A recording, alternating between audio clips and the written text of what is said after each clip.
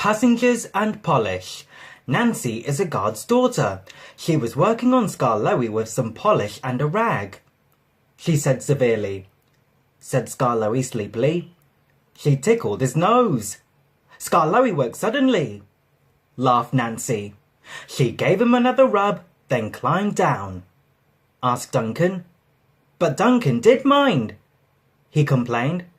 This of course wasn't true, but Duncan liked having a grievance.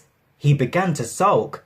That afternoon, a message came from the station by the waterfall. Duncan was in steam, so he had to go. He grumbled. Said his driver. The derailed coach was in the middle of his train, so Skarloe had gone on to the top station with the front coaches. Duncan left the workman and brought the passengers in the rear coaches home. He sulked all the way. He arrived back just in time for his own 4 o'clock train. He complained.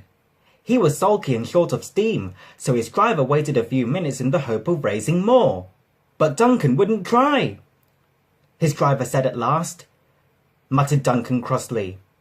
He grumbled away, brooding over his wrongs.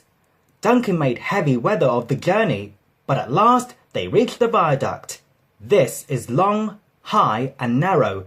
No one can walk on it when a train is there, said his driver. Said Duncan rudely.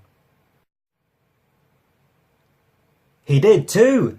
He stopped his train right on the viaduct, and nothing his driver or fireman could do would make him move another yard. Skarloe came from the top station to haul Duncan and his train to the platform. The passengers were very cross. They burst out of the train and told the drivers, the firemen and the guard what a bad railway it was. Skarloe had to pull the train to the top station too. Duncan wouldn't even try. The thing controller was waiting at the shed for Duncan that evening. He spoke to him severely, but Duncan still stayed sulky.